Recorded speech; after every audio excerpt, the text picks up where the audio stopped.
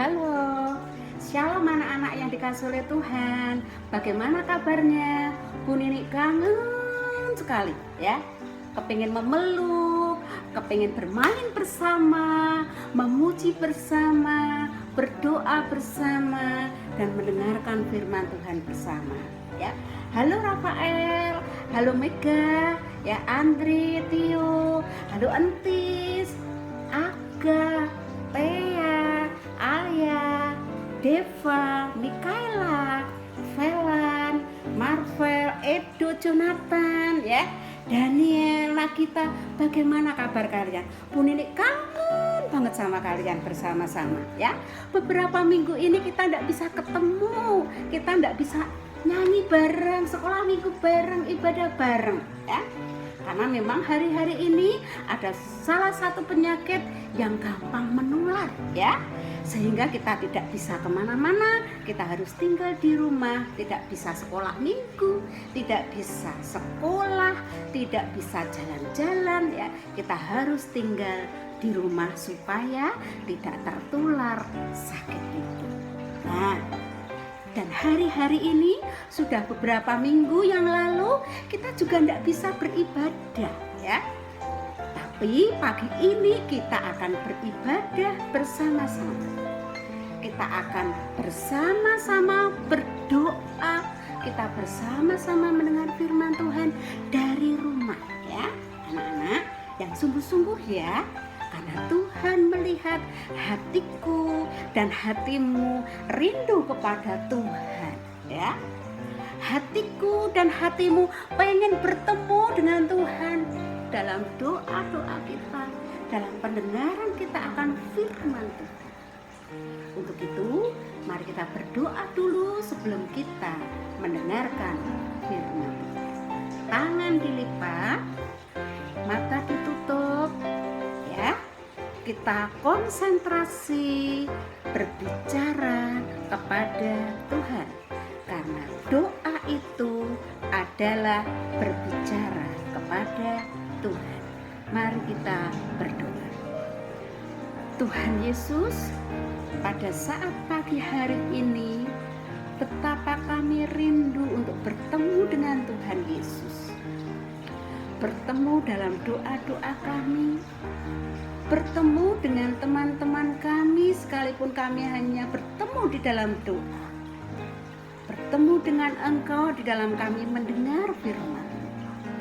Tuhan Yesus, kami sayang kepada Engkau karena kami tahu Tuhan Yesus juga sayang kepada kami. Terima kasih Tuhan, di dalam nama Tuhan kami Yesus Kristus kami berdoa. Haleluya. Amin. Iya, anak-anak yang dikasihi oleh Tuhan, beberapa hari yang lalu, tepatnya hari Jumat ya. Hari apa? Hari Jumat ya. Kita bersama-sama memperingati hari Jumat Agung. Ayo, Bu Nini tanya, hari Jumat Agung itu memperingati hari apa ya? Ada yang tahu? Sekali lagi, hari Jumat Agung itu memperingati apa ya? Ayo diingat-ingat. Oh iya, hari Jumat Agung adalah memperingati di mana Tuhan Yesus disiksa, mati di atas kayu salib ya. Untuk apa? Untuk menebus dosaku, kesalahanku, perbuatanku yang tidak berkenan di hadapan Tuhan, yaitu dengan melakukan perbuatan dosa. Nah, anak-anak yang dikasihi oleh Tuhan, siapa di antara kalian yang tidak pernah berbuat dosa? Tentunya kita semuanya sudah berbuat yang namanya dosa ya. Ayo, siapa yang tidak pernah berbohong dengan mulut kita? Ayo, siapa yang tidak pernah berbuat dosa dengan mata kita? Nyontek ya. Nah, melihat film-film yang tidak bagus, ya. Nah, membeli teman gitu ya, akhirnya bertengkar, ya. Siapa yang tidak pernah? Ayo. Nah, bahkan tangan kita ini pun pernah berbuat dosa, ya. Siapa yang pernah memukul temannya dengan tangan ini? Wah, gitu ya. Atau dengan diem-diem, ih, gak ada orang ya. Lihat sana, lihat sini, gak ada orang. Ih, di rumah ada uang. Uangnya siapa? Lalu kita jalan, kita ambil, dung, kita curi uang itu. Enggak. Anak-anak yang dikasih oleh Tuhan, itu perbuatan dosa.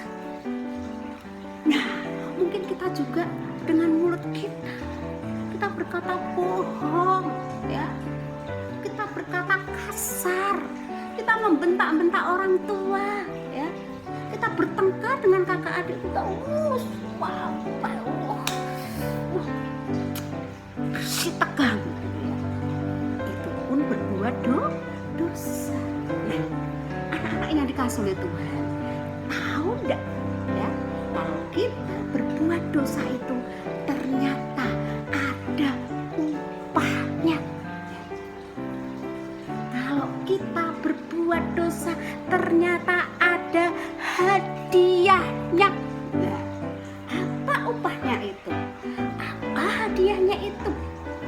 Ternyata upahnya adalah maut, ya. Anak yang dikasih Tuhan, hadiahnya adalah maut. Hadiahnya adalah penderitaan yang tidak pernah berhenti di dalam neraka. Nah, anak-anak yang dikasih oleh Tuhan, tentunya Tuhan Yesus tahu bagaimana isi neraka, bagaimana keadaan neraka, bagaimana suasana yang ada di dalam neraka. Dalam firman Tuhan dikatakan, salah satu keadaan yang ada di neraka adalah sakit yang tidak pernah berhenti, sehingga dikatakan bahwa di tempat itu ada kertakan gigi. Anak-anak yang dikasih Tuhan, siapa di antara kalian yang pernah sakit? Entah sakit perut, entah sakit gigi, entah sakit kepala, entah sakit dadanya, entah sakit tangannya, sampai mengertakkan gigi. Aduh sakit, ya. Begitu ya. Sampai giginya menahan sakit. Nah, itu salah satu contoh keadaan di neraka. Tuhan Yesus tahu melihat keadaan neraka itu, dan Tuhan Yesus tidak tega. Aku tidak tega, aku tidak tahan melihat anak-anak yang aku kasihi menderita sakit yang seperti itu, disiksa yang seperti itu. Aku harus menyelamatkan mereka, aku harus menebus mereka, aku harus mengampuni dosa-dosa mereka. Sehingga Tuhan Yesus memberikan dirinya, nyawanya, hidupnya untuk menebus dosa saya pun ini dan dosa kita semuanya. Ya, tentunya kita sudah pernah berbuat dosa. Ayo ingat, sudah pernah berbuat dosa apakah? Nah, dan Tuhan Yesus tidak mau kita sengsara dan menderita. Dia mengambil beban itu. Dia berikan, anakku, inilah nyawaku, inilah hidupku, tubuhku, untuk mengampuni seluruh pelanggaran yang pernah kamu lakukan di dalam tubuhmu. Ya? Dan caranya adalah dengan menebus dosa saya, dosa kita semuanya di atas kayu salib. Jumat Agung itu Tuhan Yesus menyelesaikan cinta kasihnya kepada kita semuanya dengan mati di atas kayu salib. Tapi anak-anak yang dikasihi oleh Tuhan, di hari Minggu kemarin kita juga sudah memperingati, hari Minggu kemarin adalah memperingati hari Paskah. Nah, kalau begitu Paskah itu memperingati apa? Ayo, ada yang tahu? Diingat-ingat. Paskah adalah memperingati hari kebangkitan Tuhan Yesus dari kematian. Luar biasa. Tuhan Yesus memenangkan kematian. Tuhan Yesus hidup. Tuhan Yesus luar biasa. Anak yang dikasih oleh Tuhan, dan hal itu dikatakan dalam firman Tuhan. Kalau Tuhan Yesus itu hidup, dituliskan di dalam kitab Lukas, nanti dibaca ya. Lukas pasal 24, kita akan baca. Lukas pasal 24 ayat 1 sampai dengan yang ke-6. Lukas 24 ayat 1 sampai dengan yang ke-6 ya. Pelan-pelan, yang punya Alkitab, yang punya handphone ada Alkitabnya, dibuka. Beberapa hari ini kalian tidak membaca Alkitab. Tetapi kalau Tuhan berikan kehidupan kepada kita hari ini, ayo kita buka Alkitab ya. Mumpung masih Tuhan berikan kehidupan dan waktu kepada kita ya. Inilah yang dikatakan oleh firman Tuhan. Tetapi pagi-pagi benar pada hari pertama minggu itu, mereka pergi ke kubur membawa rempah-rempah yang telah disediakan mereka. Mereka mendapati batu sudah terguling ya. Mereka mendapati kubur Tuhan Yesus tadi yang ditutup dengan batu. Apa anak-anak? Batunya sudah terguling dari kubur itu.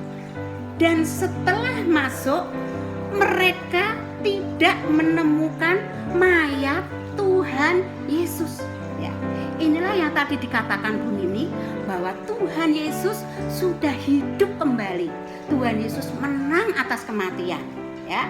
Tuhan Yesus luar biasa ya di dalam kehidupan kita bersama-sama. Nah, sementara mereka berdiri, ayat yang keempat, termangu-mangu karena hal itu. Mereka kan kaget loh. Kemarin kan Tuhan Yesus kan mati dikubur di sini. Ini loh batunya, kok sekarang sudah terbuka, sudah terguling. Loh mana? Malah nggak ada Tuhan Yesus di mana? Kaget mereka. Termangu-mangu, mungkin melamun ya, mungkin heran, mungkin takut, galau ya. Coba kalau kita punya saudara barusan meninggal, tiba-tiba kita ke kuburan, saat di kuburan kita jalan pelan-pelan, kita lihat, nah kuburannya dibuka, kita melongo, loh kok nggak ada, kemana ini? Ya, tentunya mereka mungkin takut, kemana ya? Siapa yang ambil? Ya, demikian juga dengan murid Tuhan Yesus. Mereka termangu-mangu karena melihat kubur yang telah kosong itu ya. Tetapi firman Tuhan dilanjutkan, tiba-tiba ada dua orang berdiri dekat mereka memakai pakaian yang berkilau-kilauan. Tiba-tiba ada dua orang ya berdiri memakai pakaian putih berkilau-kilauan, bersinar ya. Mereka tambah kaget, siapa ini ya? Aduh, ini bagaimana ya? Mereka ketakutan ya. Mereka sangat ketakutan dan menundukkan kepala. Karena mereka takut, mereka tidak berani melihat, mereka dingklok gitu ya, karena takut sekali ya. Mereka dingklok, di sini dikatakan menundukkan kepala. Tetapi kedua orang itu berkata kepada mereka, "Mengapa kamu mencari Dia yang hidup?" Nah, katanya ya. Mengapa orang dua tadi bertanya, "Mengapa kamu mencari orang yang hidup, yang sudah hidup?" Di sini dikatakan ya, mencari Dia yang hidup, Tuhan Yesus yang hidup di antara orang mati ya. Dia tidak ada di sini, dikatakan ya. Ia telah bangkit ya. Firman Tuhan ini luar biasa. Ingatlah apa yang dikatakannya kepada kamu ketika ia masih di Galilea. Anak-anak yang dikasihi oleh Tuhan, itulah firman Tuhan yang mengingatkan kepada kita. Yesus kita Allah yang hidup ya. Yesus kita memenangkan kematian ya. Dan Yesus kita adalah Allah yang berkuasa atas kematian, atas kehidupan kita.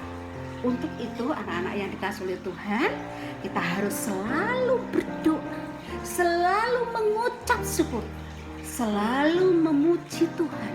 Karena Allah kita Allah yang hidup. Dia tahu apa yang kita lakukan. Saat kita berdoa, saat kita memuji Tuhan, saat kita beribadah, Tuhan itu tahu. Dan ingat, Tuhan Yesus sudah memberikan nyawanya untuk mengganti dosaku dan dosamu. Sehingga kita bersama-sama bisa menikmati bersama-sama dengan Tuhan di dalam kerajaan surga milik Tuhan Yesus. Ingat anak-anak yang dikasihi oleh Tuhan, Yesus Kristus adalah Tuhan yang berkuasa atas surga dan dunia. Mengapa demikian? Karena Tuhan Yesus turun dari surga, turun ke dalam dunia. Setelah Tuhan Yesus ada di dalam dunia, dia naik lagi ke surga. Dia menyediakan tempat bagi saya dan bagi kalian semuanya. Ingat, tetap cinta Tuhan yang selalu mengasihi kita, baik dari sekarang sampai selama-lamanya. Sekalipun kita tidak bisa beribadah di gereja, jangan lupa tetap berdoa, jangan lupa tetap membaca firman Tuhan, sebab Tuhan melihat kesetiaan kita. Amin. Tuhan Yesus memberkati. Mari kita berdoa. Tuhan Yesus, terima kasih kalau pada saat ini kembali Tuhan ingatkan kami dengan firman. Kiranya Tuhan, kami menyadari betapa Tuhan Yesus sayang dan mengasihi kami, dan ajar kami untuk mengasihi Engkau dengan melakukan apa yang Tuhan mau di dalam hidup kami. Haleluya. Amin. Tuhan Yesus memberkati.